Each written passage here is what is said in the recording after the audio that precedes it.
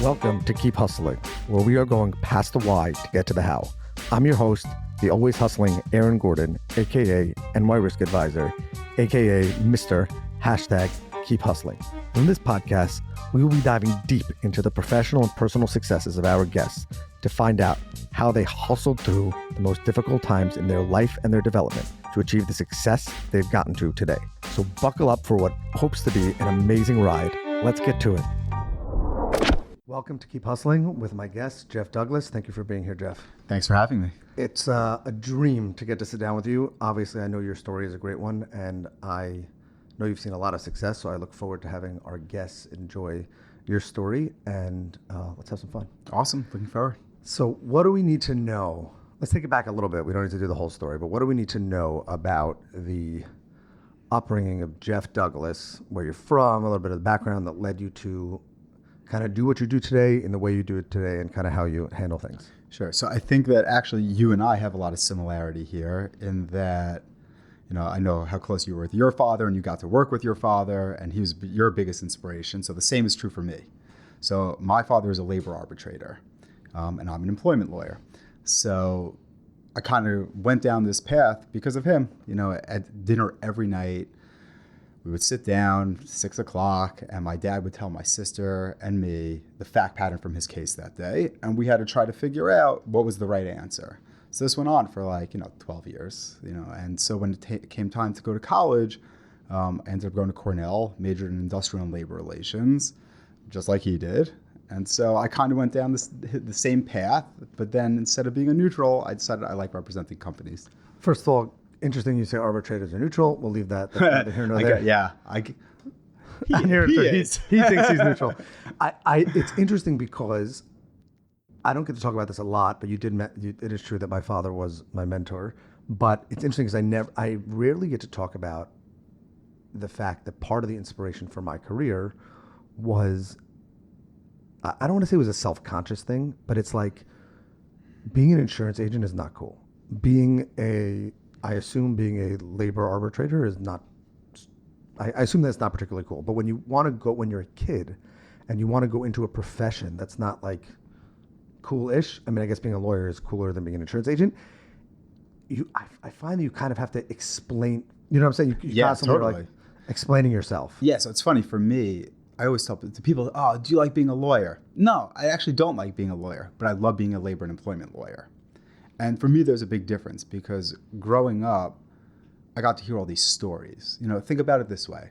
Other than with your family, and maybe even more so than with your family, who do you spend the most time with? Where do you spend the most time? It's at work.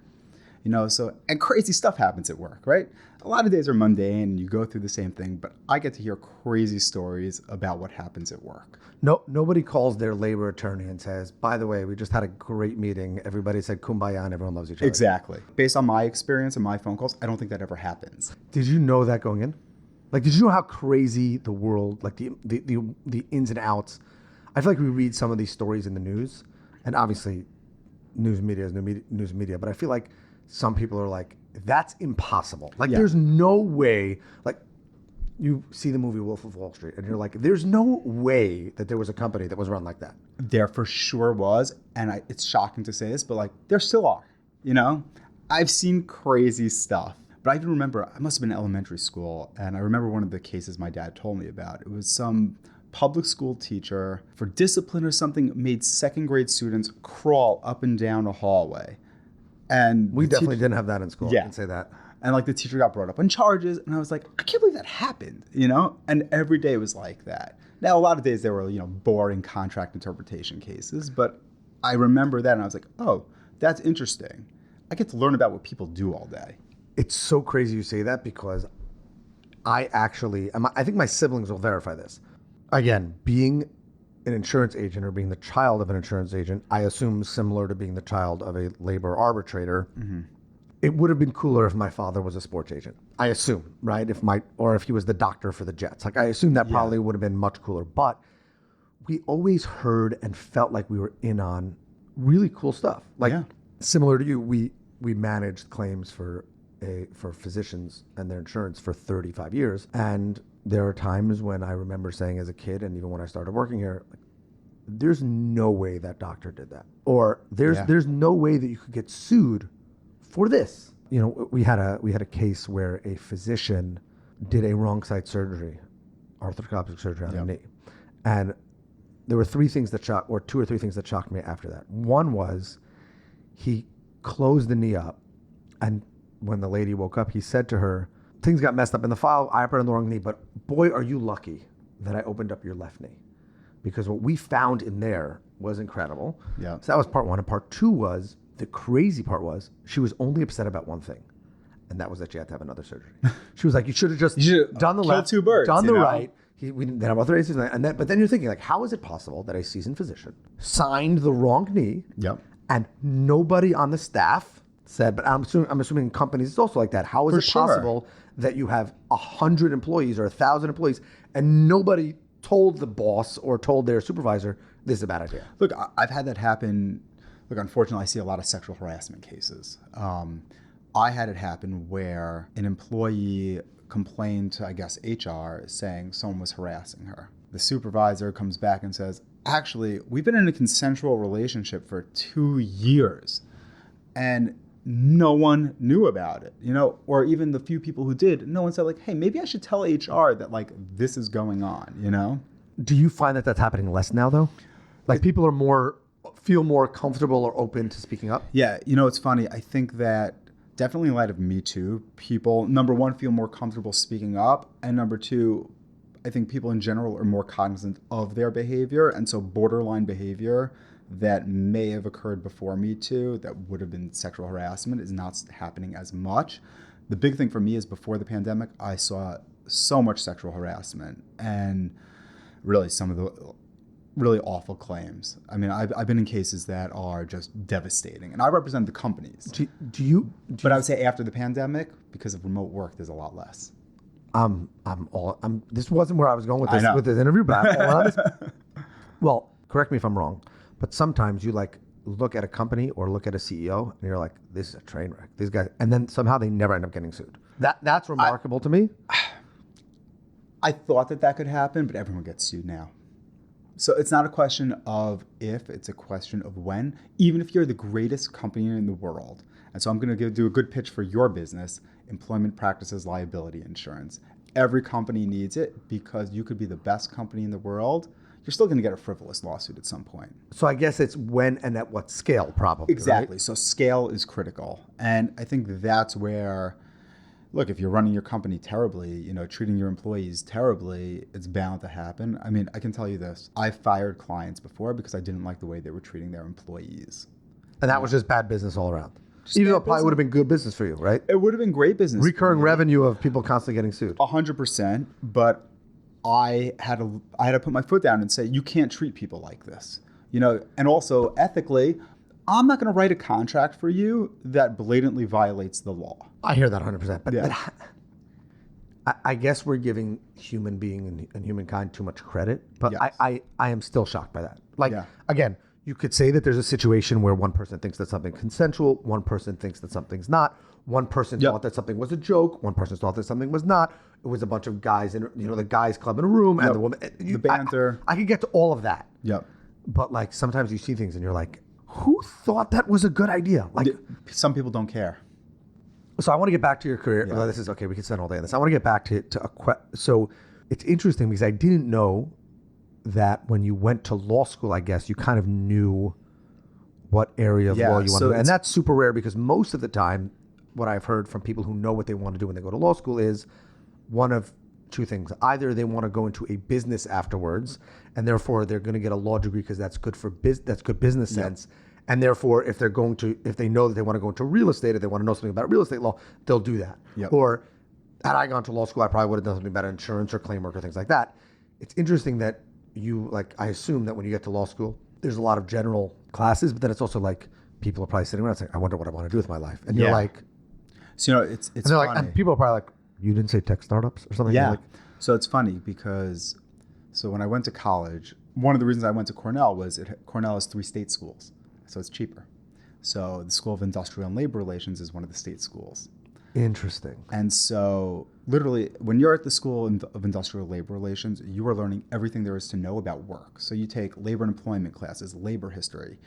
I could tell you all about, 19th century labor history and foundation of unions and this and that. And Super irrelevant. My friends and I have a joke. We're like, textile workers in Lowell, Massachusetts, in 1820. Coal mines. Like, exactly, coal mines, all that kind of stuff. So we had to take that stuff. We had to take organizational psychology. We had to take HR classes, labor economics. So, like, we really got to learn everything there is to know about work. And I loved it while I was there. But I have other interests, too. I happen to love history. So after 4 years of that, I thought I was going to be a labor and employment lawyer. And I was like, what would be great? Art law. That seems really cool because I can use history and all that stuff. And then I took one tax class in law school and I was like, no, I'm going to be a labor and employment lawyer, And I'm guessing that when you then apply for a job or summer internships, when you kind of know what you want to do in a very specialized field, that's probably, from a recruiting standpoint, an advantage. So in theory, yes, an advantage, except when you graduate from law school in 2011. So I started law school in the fall of 2008. And I went to Fordham. And I remember we were sitting in the atrium, all the new 1Ls, and we're like, this is going to be awesome. We're going to work hard for 1 year. We're all going to get jobs at big law firms. And then for the next 2 years, we're not going to do anything. And we're going to make a lot of money. And then Lehman Brothers crashed. And I remember I had two friends from college who were working at Lehman. And the joke with them was like they had made all this money the summer before, and we didn't have anything. And like literally the second week, they lost their jobs. And the entire economy crashed and there were no jobs. So like the trickle down like hit law a little later. And so when I graduated from law school, there were no jobs. My first job out of law school was basically working for free for the Nassau County Office of Labor Relations. Wow. It's interesting because you don't think about the trickle down effect in all these things post-pandemic. Yeah. We're talking, in the end of 2023, early 2024, there's talks about a recession and things like that. Yeah. I guess a lot of people think about. That's interesting because, as I'm putting this together, a lot of people now are talking about how they have to pivot their careers. Yep. Like if you are a real estate agent or a loan officer, you're talking about how people are not refinancing their loans because the interest rates are so high. So you're thinking about pivoting your career. I guess with your experience, you're thinking, and everyone should think, how do I pivot in any job, which now, beginning of a recession, quote unquote, or if there is one, might be safe, but then punt that ball down the road 6 months from now. Yeah. I mean, or the other way to look at it is to say, okay, what's my goal? Maybe I thought there was only one path to get there. What's the other path? What are the other roads that get me to my goal? Like I knew my goal was to be a partner at a law firm with my own labor and employment practice. And, when I graduated law school in 2011 without a job, it was like, well, how am I going to get there?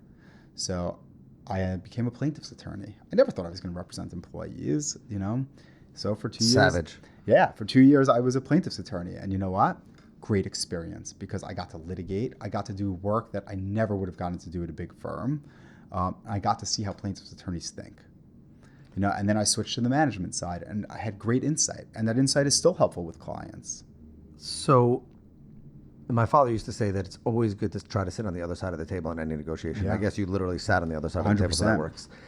So you knew what you wanted to do, which is an interesting, people always say, I guess that's easier, but I'm not sure because I think that, in this podcast, we're talking about hustling and pushing through the times that somewhat might seem difficult. I assume, as it has been for me, but correct me if I'm wrong, that when you know what you want to do early on, there's a different level of doubt. You doubt things. It's easier to doubt your career choice because you've always thought about it. Yeah. It's like, I'm sure like you you sit in certain communities, you're like, I should have gone into real estate. And then the past year happens, you're like, not a bad gig. But coming out of law school, super specialized and super focused. Yep. Yeah, there was definitely doubt. I remember I went to meet with a legal recruiter. I think this is also important about knowing your own value, and your own self-worth basically. And I hope this doesn't come across as a conceited comment, but I remember I met with a legal recruiter who told me that I'd already passed the bar at this point. I was admitted to practice in New York and New Jersey at this point, and goes, you should consider being a paralegal. And I'm thinking, why would I do that? And look, being a paralegal is a great gig, but I just went to school for not if you 7 went to law years. school for 7 years and passed the bar twice. Exactly right. And I'm thinking, why would I do that? And it was along the path being able to say, no, I know where I want to be. This isn't the right way to get there. And sometimes having to say, no, I'm not going to do that. It may be the easy thing right now because it helps me do whatever I need to do. But it was always keeping my eyes on where I wanted to be. Did they try to convince you that was not your growth? Yeah. I mean, it was little things it was, doing doc review, and I had to make decisions. For example, I would have made nice money doing doc review for a few years, for a few months.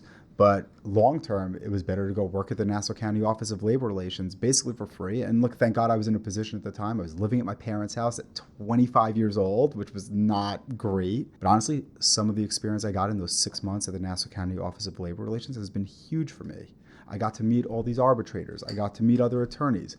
I got to first chair arbitrations, things that I wouldn't get to do for another 5-6 years once I got into private practice. So you kept hustling through it. Yeah. Meaning, but I have to believe that you didn't. It's not like you chose, not to go back to something we discussed before, but like it's not like you chose coal mining and coal mines were law and that would Exactly. disappear. I assume you had to believe that there was going to be a rebound, and therefore employment would rebound, and therefore the need for employment law would rebound. It wasn't like people were telling you this industry is going to disappear. 100%. It was, are you willing to be patient enough for it to rebound? So what ended up happening at that point was every single labor and employment law posting I saw was minimum 2 to 4 years of experience. I love that. So I love when people ask for 2 to 4 years of experience. Right. So the question I kept asking myself was, well, there's one thing I can't control, right? And that's time. I can't stop time, give myself the 2 years of experience that all these firms are asking for. So I figured, well, what can I do to bolster my experience, and get to that point where, once I hit 2 years, I've done all of this stuff that's now really marketable to these law firms. And so it was, working for free basically, at the Office of Labor Relations, because then I could say, I've handled mediations. I first chaired an arbitration. I've appeared in front of administrative proceedings. I've, gone down to the union office and negotiated grievances. So then I guess there was a rebound, or maybe not. Looking back, you've been practicing law now how long? 12 years. 12 years. There has to be a pivotal moment that gets everyone to where they are. Very often it's what crystallized either what they were doing was right and correct and they should stay the course, or sometimes it's the opposite, that they should make a pivot. If you had to think back to a pivotal moment where you said, this is the moment that the wall's in front of me, but if I hustled through this wall, I will get to where I want to be, take us back to that moment. I think there are a few moments. I mean, I definitely know the moment where that first phase of my career, that having to hustle through, I don't want to say adversity, because it's not really adversity as much as it's the difficult times. I think I got spoiled by the notion of, in high school, did I work as hard as I should have worked? Probably not, and I went to Cornell. In Cornell, did I work as hard as I probably should have? Maybe, maybe not. I went to Fordham, and then when I graduated from law school, it was like, oh my God, life's not so simple, So I think for me, there were two things. Number one, I picked the right wife, or she picked me, and I'm very fortunate for that because my wife happens to be the hardest working person I know. And so being married to my wife has made me a better worker. It's made me work harder, more efficient, smarter, and given me more of a drive to just really hustle, So that's definitely number one. And number two, I know the moment career-wise where it changed. And it's when I switched from being a plaintiff's attorney to an employer-side attorney, because I went to a firm where I had great mentors. And even though I was only at that firm for about 2 years, when the day I made partner at my subsequent firm, my first text message was to the two mentors I had at that firm. And I said, thank you guys, you taught me how to be a lawyer. I think that those two are two sides of the same coin. Yes, mentors are great because they have that experience, but correct me if I'm wrong. I think there's an important point here, and that is when you have people who believe in you, and I agree with you. I think that the person who we choose as our life partner, my wife is the same way, and I saw it with my parents who actually worked together. that has an impact that is completely unquantifiable. And I think that people very often lose sight of the fact, people say, and it's, it's buzzwords on social media, your why. My why is, my kids' soccer games. Yeah. But that's great. Other part of your why is, if my partner is doing this, I'm sitting in my office and it's 6 o'clock at night. And if I'm sitting in my office at 6 o'clock at night, that means that my wife is doing X, Y, and Z with our children after she's worked, after she's done all this. I can't not hustle. Exactly. If I was just going to take out pizza and go sit, so I think that people lose sight of that, especially in our generation, that having people that depend on you makes you hustle, not just for the dollars. It's not about the dollars. And I assume switching plaintiff side, switching, the careers, looking at the dollars and cents, sometimes it's not always linear, and you don't always make more money when you switch. But I think the second side of that coin, which is equally as important, is when there are mentors that invest in us, the same thing. We feel that we need to hustle for them as well. 100%. Not that we don't want to let them down, but it's like, you didn't have to take that extra hour in your day. Right. And when you did, when I wanted to give up, I hustled through that. 100%. And also, even with mentors, it's about recognizing where criticism comes from too, right? Like spouses. Like spouses too, yeah. And look, the two mentors that I had who were really, first of all, amazing attorneys, great people, they were not, your lovey-dovey type of mentors. They were tough. Talk about employment law. But I'm saying, No, but they were great. And at times I thought, why are they criticizing me for this? What do they care about this? And then as I grew, and now I have associates working for me, I've learned that all the criticisms that they had were teaching opportunities, and they were invested in me. I had one partner who I worked for, one of my two mentors, for, I think, I remember my son wasn't even a year old at the time. And there were like 6 or 7 Sundays in a row where my mentor was like, you're coming into the office. And I was like, well, that stinks. But you know what he did? He was preparing me to take my first depositions on the management side. He took his time out of his life to teach me how to take depositions. I think also probably the fact that he was there. Yeah. I mean, it wasn't, you're going to come in, read through these docs on a Sunday, Correct. And then we'll talk about it on Monday.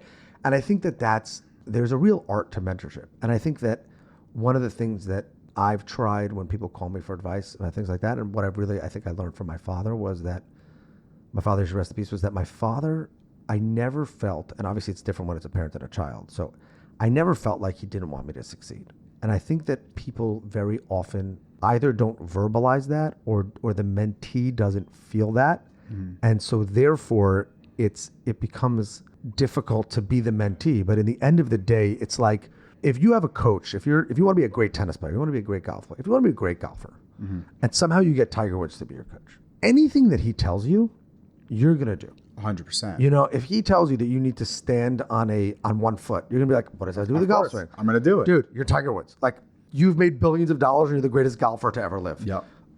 So I think that very often people don't come off that early, meaning, and it probably also plays into employment law. I think that if people don't state, it has to be stated. It has to be, you can't just assume that it's going to be understood. Yep. I think it's understood in a marriage, right? I think that in a family life, the goal is we want to collectively succeed. And I want you to succeed because I love you. Right. I would assume it's hard for employers to get over to their employees. I love you and I want you to succeed. And I think it's super interesting that you felt that, because for me, obviously, it was my parents. So yeah, it's really easy to know that your parents want you to succeed. And when they're telling you to do something, sometimes it was because I think that they wanted me to feel what it was like to not be the child of the right. CEO, which I totally get.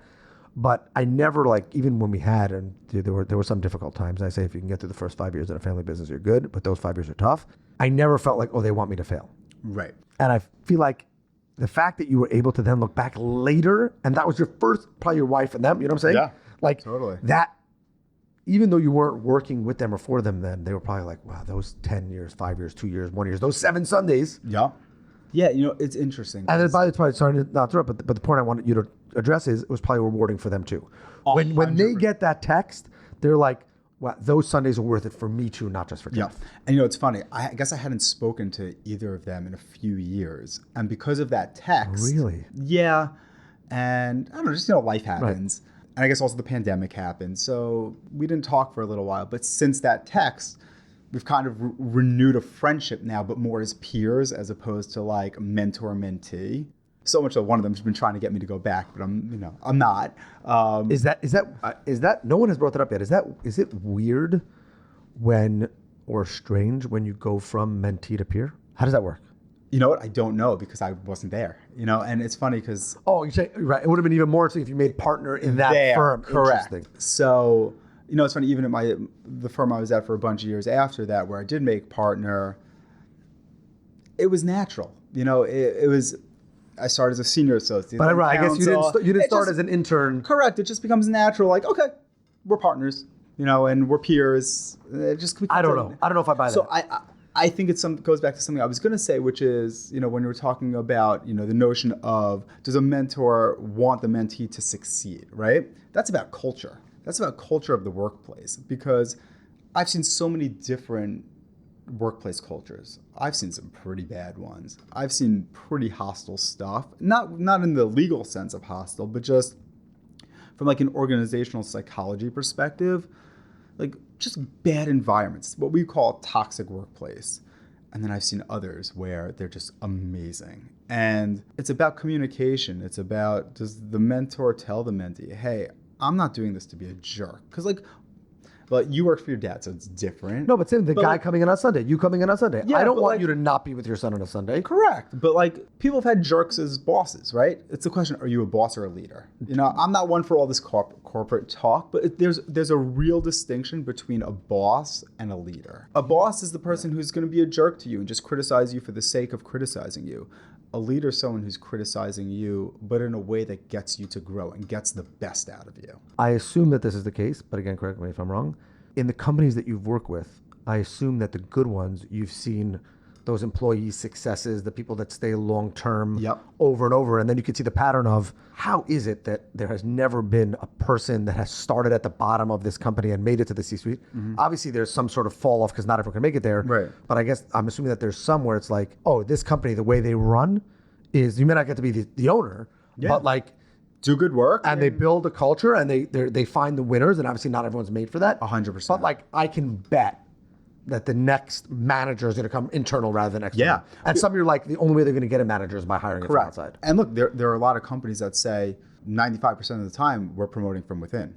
Now, it's good to bring people in from the outside because otherwise you get into group shift and other aspects where you don't get an outside perspective. And that's not healthy for an organization either. But for the most part, when you have a self-proclaimed ethos of, we promote from within, it helps, because people can see I'm going to grow here. I can be here for a long time. Something with our generation for sure is that people jump around from place to place.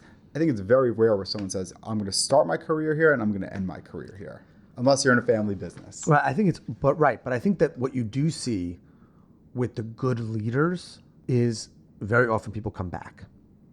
Yes. I think that some people feel like that in order to further their career, and a part of it, it's kind of like I see it in the insurance industry. I'm very close to the senior manager at one of the insurance companies, and I've literally seen where people have left, and everybody at the company is like, he'll be back, she'll be back. Meaning, in order to get this company doesn't see you as a fit for a managerial role, the next step, they're not going to match the offer. You're going to go there, but but your mentor is still here. Right. Therefore, and that's the kind of relationship we have. That therefore they're kind of bringing it back. Right. Or you want to be a CFO. There's an existing CFO, but everybody knows that Jeff is coming back 100% to this company because he's the guy. Yeah, that's part of the thing of when you're the mentor-mentee, sometimes it's hard to grow as the mentee into being a peer. Sometimes you have to go somewhere else first, grow a little bit on your own, then come back, and you're looked at more as a peer.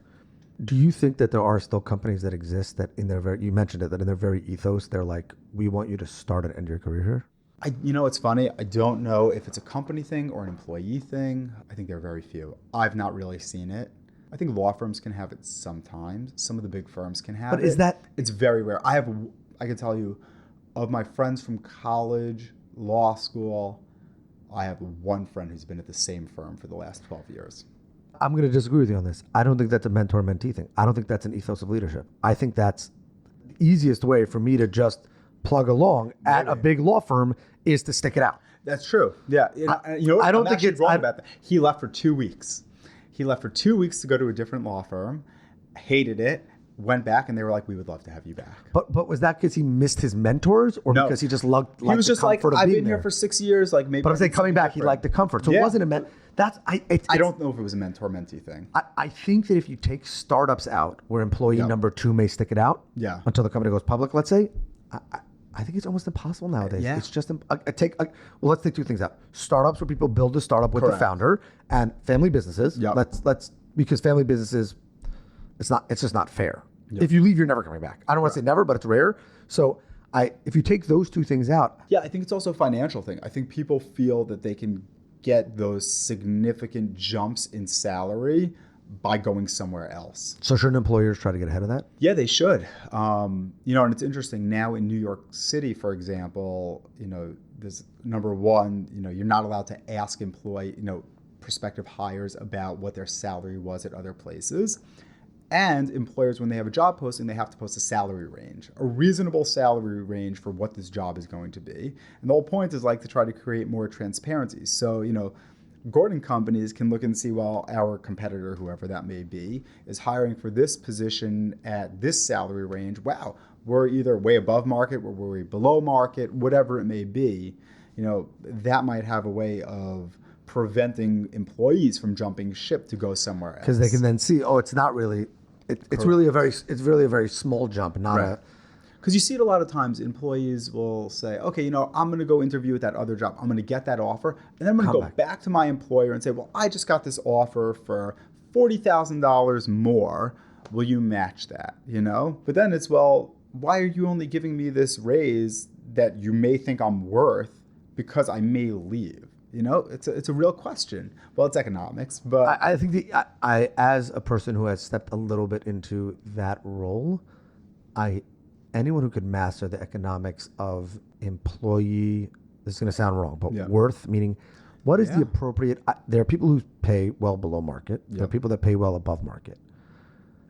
I'm not sure. It's impossible. It's nearly impossible. Look, in the legal industry, for example, there's kind of a rule of thumb as to how compensation works, which is a third, a third, a third. So this is for associates, You basically have to, as an associate, generate in revenue 3 times your salary. The first third covers your salary, the second third covers overhead, and the third is partner profit. And so you kind of have a general sense of what someone's worth. But then the partner has to back into that number. But it's correct. But then it's okay, this person says they're going to leave.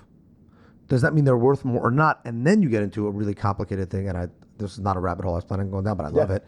Is it worth it for me to pay more than I know I should just to avoid hassle? And that I think is the worst position for an employer to be in. It's the worst position. And the other one we get is, I'm now going to have to train someone. There's going to be ramp up time. Yeah, it's a tough position for an employer to be in. Dude, I could talk to you all day. It's your journey. I love the fact that you stuck it out in a very specialized place, in a very specialized industry, doing crazy, amazing things. I'm proud to at least get coffee every once in a while to hear about the journey.